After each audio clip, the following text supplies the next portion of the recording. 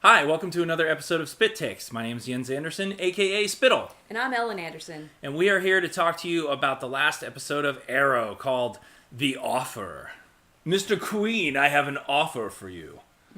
Normally I make this offer to a gentleman named Bruce Wayne, but his licensing opportunities for television are all tied up. So I'm forced to do it to you on your show, The Arrow. Are you done? Yes, my little... all right, look. I did that for some people out there that have a real issue with the fact that the League of Assassins are playing such a huge part in the Arrow mythos, and that Ra's would actually make this offer that he is typically making to Bruce Wayne. He wants Bruce to be his replacement and marry his daughter Talia. Instead of Oliver Wayne? Oliver Queen. Bruce Queen. What? What? So, last cliffhanger episode, we saw Ra's make an offer to Ollie to replace him. Yeah. And we pick up right there, right afterward. And basically, Ra's tells him everything. And guess what? That little bath that he's sitting in all the time, that is the Lazarus pit. Those are the Lazarus waters. That's not Calgon. No. Not Calgon, and it's really neat. I noticed some glowing rocks in the fountain. He was talking about how, like, all these people, Ponce de Leon, and all these historical figures... They were searching for the Fountain of Youth. Exactly, and then this one dude had found it, and here it is. It's right here in Nanda Parbat. That's Raish's whole deal. And they even see him use it at one point. He gets cut, and he dips his hand into the water, and it just goes right away. Mm-hmm. But the waters are failing. They can't sustain the same individual forever. Just kind of what happens in the comics too. You can only go so many times in the Lazarus pit before you become permanently become insane or something like that. It's hard. It takes the effects are worse and worse the more you use it. And this one, it's more that the effects fade the more you use it. So soon he's gonna have to go to the dermatologist for Juvederm and Botox. Maybe Lazarus pit.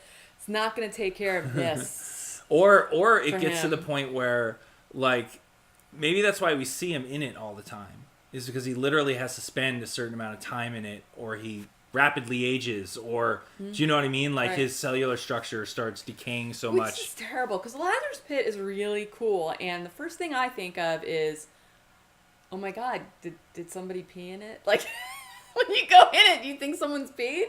Why would you think that? I don't know! Because I think people are just human, and even superheroes. Most humans don't piss in someone else's bath. So I literally am imagining Roz and a couple of folks in there, and there's either little bubbles coming up every once in a while, or all of a sudden there's a super warm spot. You know they put a chemical in the pool that turns urine blue. No. It's an old wives' tale, sweetie. It's an old wives' tale. Oh my God! You're humiliating me! You know what? I was wondering about that. This is where my mind goes. I've never seen any steam coming off of it. Mm-hmm. So I do wonder, is it fucking cold? Is it cold water? It's coming out of the wall down a rock stream in the middle of the freaking Himalayas or something like that. So maybe Roz is shrinkage. Maybe he has shrinkage, and that's his problem with his evil vendetta. Anyway, he makes Ollie this offer, tells him he would have a legion of people at his command if he wanted them not to kill anymore, that they would stop killing and renounce killing. He was definitely laying it on thick. Mm-hmm. And as a gesture of goodwill, Ollie says, what if I refuse? He's like, well, then you and your friends can leave, including Merlin. Yeah. All blood oaths fulfilled, all this kind of stuff. What did you think when he made that offer? That it was bullshit. Exactly. I was like, oh, that's not... He's gonna do something. He's gonna want something.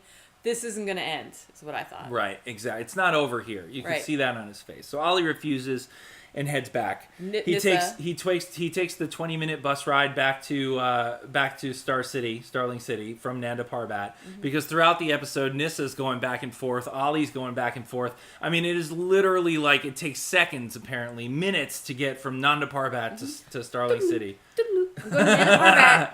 Yeah, so. There is a TARDIS involved in this somewhere. I don't quite. That's a little kind of far-fetched for me. Why? How are they getting back and forth so fast? I have no idea, but apparently it's about as far away as Cancun. 2 or 3 hours. Seems closer than that. Right? Yeah, maybe a couple hours. On plane, Exactly. So anyway, which Nissa's pissed. Which if they're traveling by plane, I mean, I was just imagining like Nissa like on Southwest Airlines. I know. You know, with her bag of peanuts and her, you know, her getup. I mean, how do they travel? Well, apparently the League is super hyper connected, so they have resources and everything everywhere. They're like mega powerful. So they're on Spirit Airlines. Yes. Death Airlines. So, there. By the way, throughout this, there's some useless, pointless flashback of Ollie and his MacGyver, his MacGruber wig. You know, dealing with Tatsu and Masayo's son and trying to get them back to their parents. Some of these flashbacks just don't accomplish anything for me. They don't make This one a lot did of not. sense. This one kind of took away from me. Yeah. Took me out of the whatever else was going on in that episode. I have but pretty not much in a good way. I have pretty much disliked every Hong Kong flashback so far. I always loved island flashbacks. I can't stand Hong Kong flashbacks. Oh man! And every time I see him, I just think of the wig, and I think of MacGruber! MacGruber, exactly. Quick, give me this dog turd. You'd think they could do a better wig. That wig is awful. It's really, really bad. I mean, it just doesn't even look close. It doesn't look like real hair whatsoever. Do you think Stephen Amell is like, oh, it's the MacGruber wig? Well, I don't think he knows because it's on his head. How can he see it? He probably puts it on and they're like, great, I'm you look sure great, he sees Steven. it. He's like, yeah. And he's got like a MacGruber wig on, right? Using the shake weight. Oh, yeah, that wig looks good. Yeah.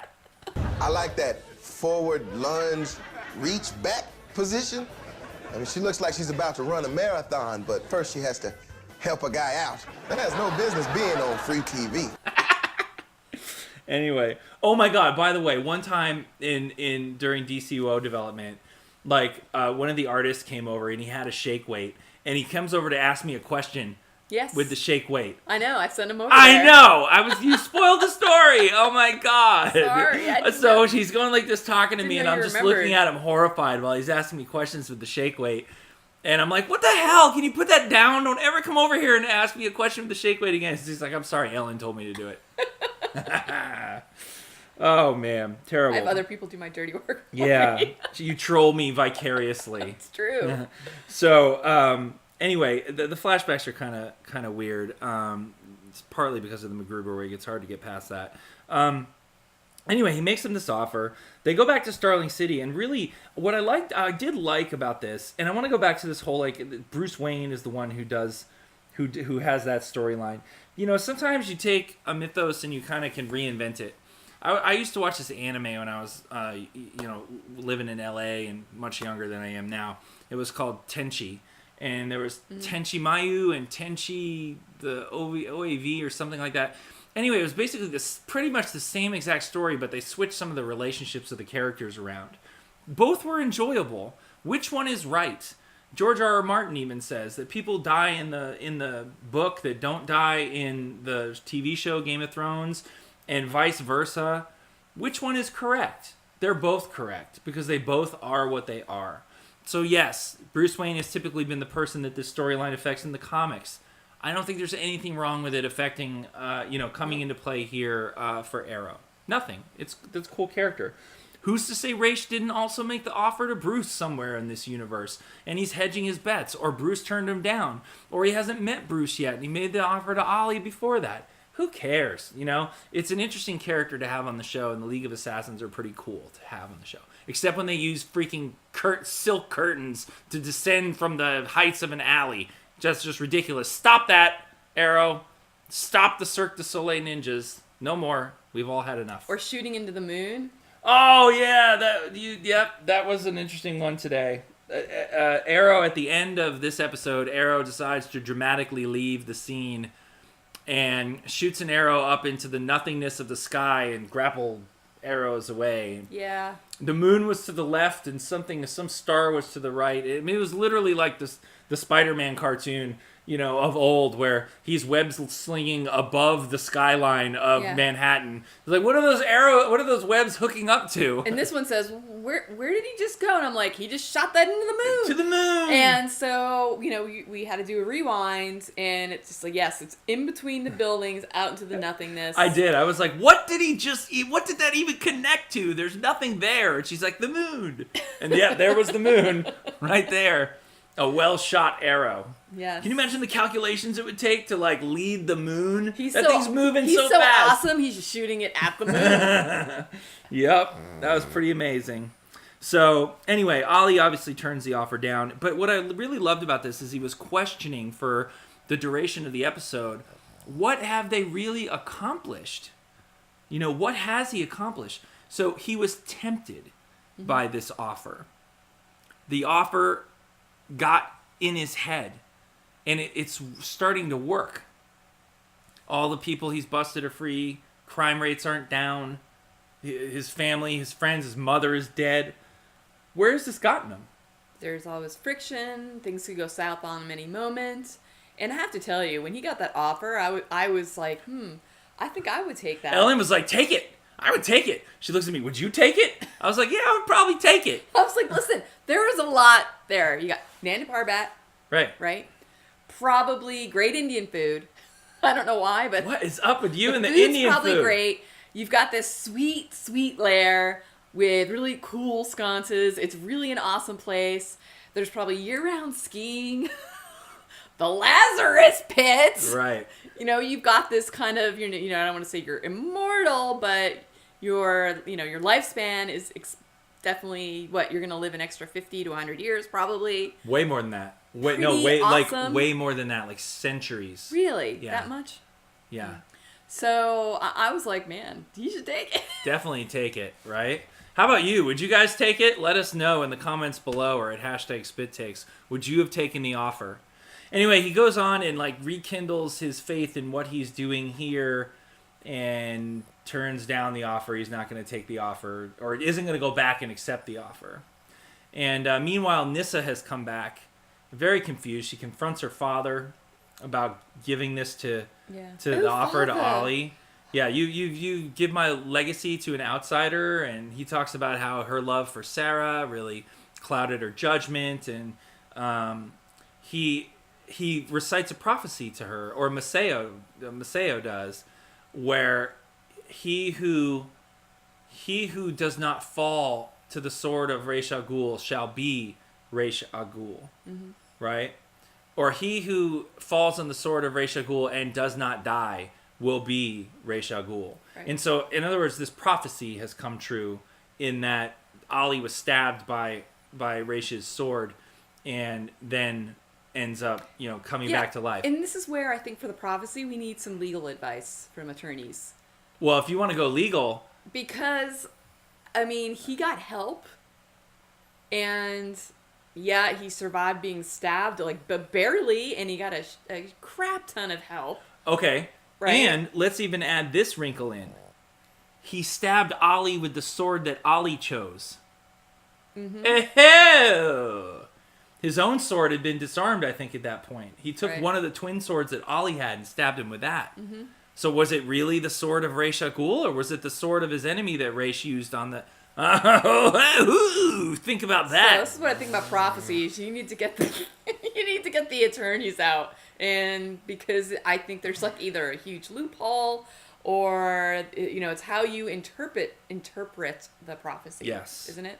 Yes, so. Absolutely. Yes. And I love on the show Vikings, which we watch, the old man who gives all the prophecies tells So you said it incorrectly too, the prophecies. The prophecies all come true. Anyway, he gives the prophecies and he says that is the nature of prophecy, to not be understood until it's too late to change it. Mm-hmm. Or until it happens and it's too late to change it. So we'll see where that goes. Meanwhile, Nyssa goes back and starts talking to Laurel. Basically, I need to be reminded of Sarah, and Laurel says, I need to be reminded of Sarah too, and they walk off, and one of the things that Nyssa says to Laurel is, your fighting style was, competent, or was interesting, it showed some level of training, and, Laurel was like, is that basically your way of telling me I suck? And, well, it could stand some improvement, and she goes, is that an offer to train me? And so I think now Laurel is actually going to get training from more than just Ted Grant in boxing, and actually from Nyssa, who is a badass and beat Merlin. So, right? But, they're going to have a couple of Cosmos first. Some Cosmos, and then they'll do some training. Yeah. a couple happy hours. A bamboo shoot mani-pedi. You must withstand the pain and look good. No. So, yeah, they'll do that, and then she'll get trained proper. She will get trained proper so that in the lore of the show, she can look like and maybe win some battles. But I got to tell you, the actress is, she's talented. She's on the show for a reason. But she's not the most light on her feet in what I've seen so far. Maybe that's on purpose. During the fights with Merlin and in the Canaries, her footwork is always she looks like she's kind of off balance and tripping herself all the time. Is that an acting choice? Is that part of the choreography? Or is it just sort of her limitation coordination-wise? I mean, look, it's just no knock, but some people are more coordinated than others, right? Like, the guy who plays Roy Harper is very acrobatic.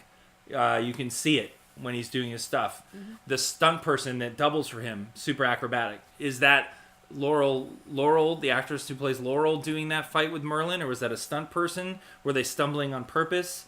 When she gets trained from Nyssa, will we see an actual visual improvement in the footwork of the choreography of the fights on more of a technical level from a production standpoint? That'll be really interesting to see. And Merlin is going to be John Barrowman is great. Oh, yeah, he does a great job.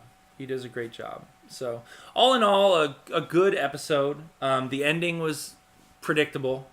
The Arrow shows up at a drug bust, and they see him, and all of a sudden an arrow comes down and goes through the guy's neck, and out. I mean, he slays a guy. And immediately, as soon as it happened, because Maseo warned Ollie, if you don't say yes, bad things are going to happen.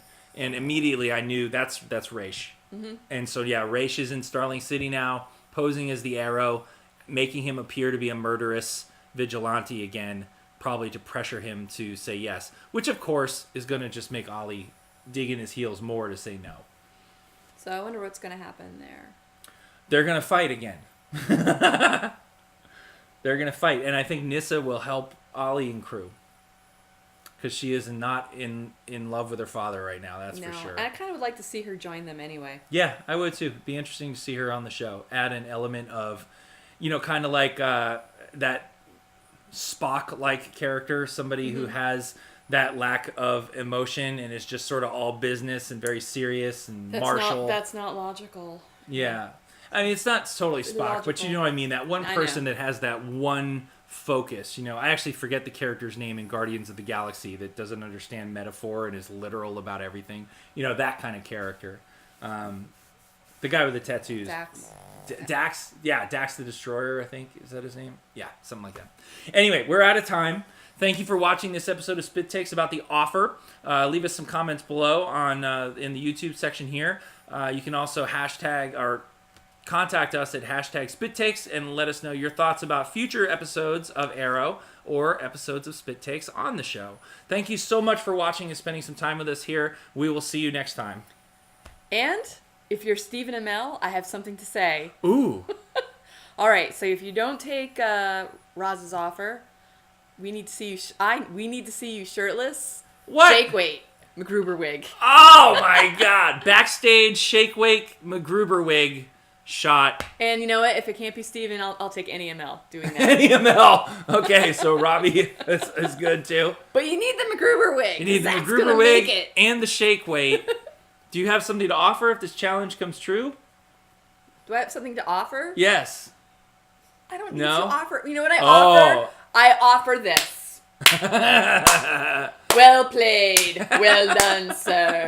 You have a good sense of humor. Yes, that is your gift. All right, thanks again for watching. We'll see you next time. Later. And it's almost medieval. It's like people have like clubs, and I swear there's some guy with like a shovel. No, it was a machine gun. You were like, why is the guy with the machine gun like holding it like, oh! He's charging with it like it's a club instead of using it. I'm like, you just stand back and shoot. You just don't go, I'm gonna hit you with my gun. We don't really know what that is. We don't. My theory is like she finally had it because she was tired of the toilet seat being up. Really? I don't know. What? Toilets are different in Asia, though. I don't even think they have toilets and seats. Yes, they do. No, it's like this, like 3-inch sunken. You just sort of squat over it and let it all go. You wouldn't replace the toilet paper. These are all things that women divorce their husbands on. So Okay, I actually think it has to do with their son. So yeah, totally. So you know it's like that's just got to be a probably almost a death kill right there. Yeah. A death kill? Yeah. As opposed to a life kill? Or a death life? Or No, but I meant to say fail on words. I'm gonna death kill you now! Yeah! I like your take on that because my take is awful. Mine is like Batman meets Downton Abbey. Oh, maybe, because yeah. No, I thought it was a nice little See, yours nod. is better. Yeah. Here's what I found on the web for Siri. Find me the nearest Rising Darkness. The inside story of series origins. But then That's I got a good busy. theory, actually. Yes. I'm impressed. The brain. Wow, I just got blown away. I just fell in love Master with you all Blaster. over again. Will you marry me again? Maybe. Anyway, well, You're a bum. I don't know. oh, I am a bum. I am a. He's practically holding Yeah, his like- head back.